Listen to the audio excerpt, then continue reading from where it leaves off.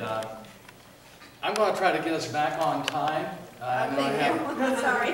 No, that's okay. I mean, we started late, so I'm going to try to compress my remarks because I want to save time for questions and answers, because that's the fun part. Because everybody here probably has a question already, even before I begin my discussion. So I want to just hit some highlights. Can I just do this and turn the slides? What do I do? Just touch the pen? Oh, okay. All right.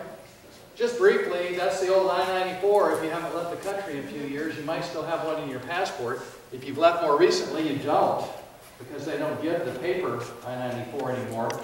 And as lawyers, we're finding that's a problem, because when you want to change your status, you always have to prove that you're in status, and you have to prove that you were properly admitted. So our advice is, now if you go outside the country, make sure you get a stamp in your passport. Make sure when you come in that the Customs and Border Patrol agent goes ahead and puts a stamp. If they don't say, I'm sorry, would you mind stamping my passport? And they'll do it.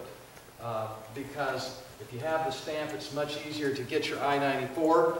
I believe we have in your outline materials the website where you can go in and get your I-94 online. I would do that right away.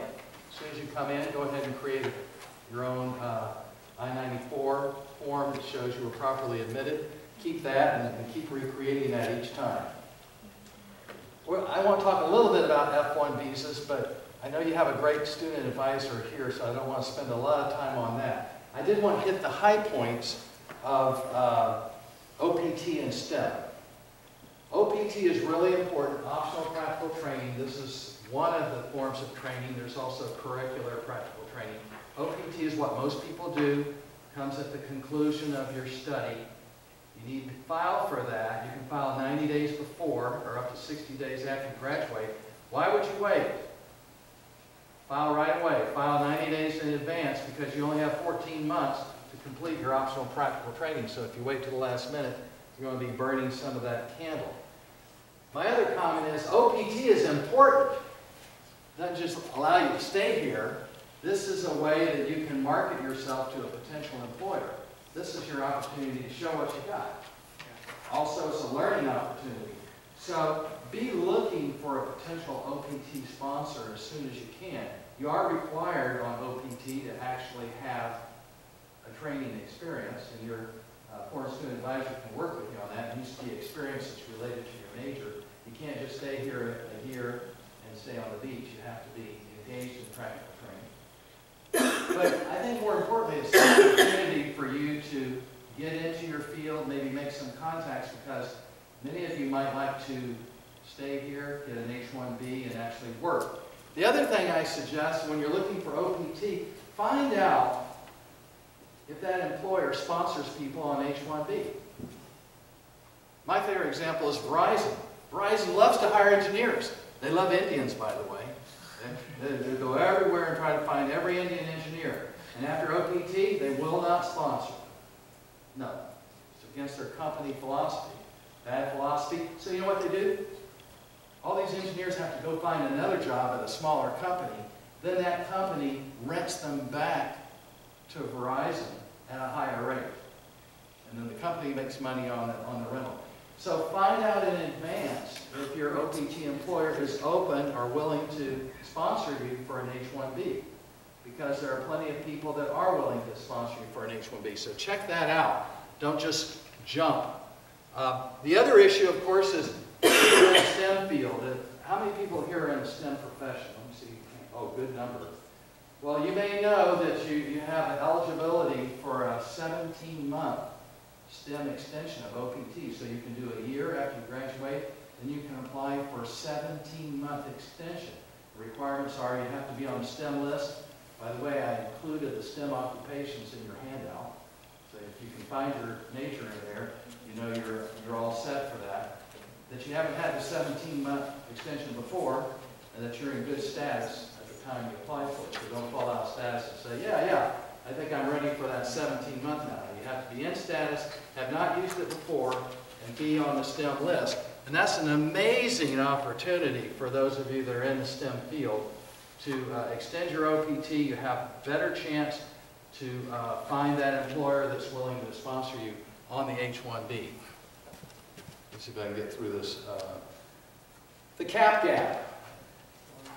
Cap gap's important. Immigration works like the rest of the federal government on fiscal year. It begins October 1st every year. So Congress, in its great wisdom, decided to limit H-1B visas to 65,000 plus another 20,000 for master's degree, less the H-1Bs for Singapore and less the H-1Bs that are set aside for Chile. So it comes out that if you have a master's degree, there's 78,200 available. If you don't have a master's degree, there's 58,200 available every year. Now, what happens is there's more demand for those visas than there are visas. And so now we're having a lottery system where you file, and by the way, those applications are accepted on April 1st. I wouldn't wait till April 2nd. I mean, I think in the past couple of years, immigration's accepted applications for about 4 days or 5 days until they know they have more than they can possibly grant. Then you go into a lottery system. So there's a timing issue. See, to get your H-1B, you need to have completed your bachelor's degree at least.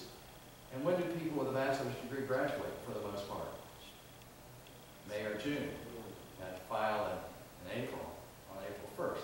So that's exciting, but that's where the OPT comes in. You could be on OPT.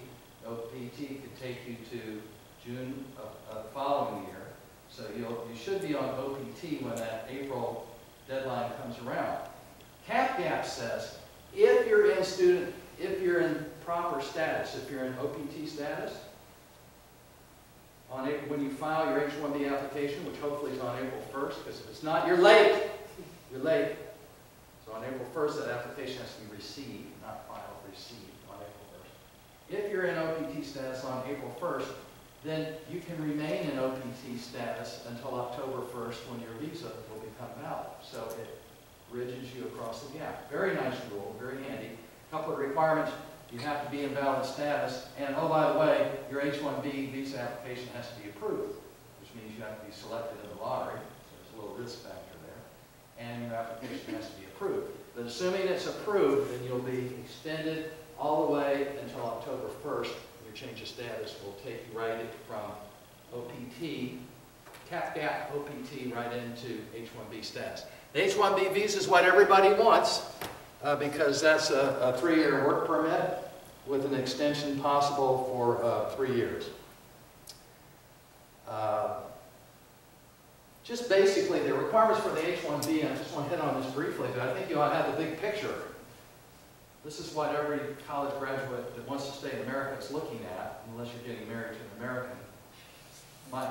My wife's from Thailand. She says to tell you she doesn't recommend marrying an American. I don't know what that means. She really doesn't. She says, go for your visa. Do it through employment. I don't know what she means. I think I'm a good deal, but that's what she said to tell you. Seriously. Be careful about who you marry. Marriage is a much bigger set of problems. Immigration, if you stacked them up, it'd be about this time. Marriage would be about this time. So you don't want the tail to wag the dog. So if you found Mr. Wonderful or Ms. Wonderful, and they happen to be a U.S. citizen or a resident alien, and you're going to marry them anyway, then that's fine. Just a brief word. Some of you may hear, hey, you know what'll work? Don't listen to this, Kristen. You know what'll work? If you have a friend that's a U.S. citizen, they can help you out. I'm going to talk about that. Okay, now we'll back up. But I just want to lend my credence to it. Never even think of it. Everybody in this room can do it right. If you do it wrong, you do it like that, you're going to be barred for life. Life's a long time. Why would you do that? You've worked so hard to do things right. Immigration has so many opportunities, and particularly for people like you in this room. Your path is clear. There's so many ways to do it. That is a crime. Would you go hold up a 7-Eleven with a gun? Well, this is a felony to try to perpetrate fraud on fraud marriage. So if anybody says that, if you don't take away anything else from today, absolutely not. Oh, by the way, what if you get away with it? Oh, you'll be blackmailed the rest of your life by that person. They're going to need money. They're going to need money. Your life's going to be hell. I mean, it might be better to be deported for life than to have to deal with that. So, I don't want to steal any of your thunder. No, I just want you to know, if you come to me and you say, I'm getting married, wink, wink, I'll say, no, you're not, wink, wink. There's got to be a better answer. We don't like that kind of, we don't wink. Our job's not to wink, our job's to do it right. Just briefly, AC 21 is a special law that says if, you know, the H-1B is only good for 3 years, extended for 3 for an aggregate of 6 years. If you're in that time period and you get a labor certification for a green card, then you can indefinitely extend your H-1B while that process is going on. That's particularly important.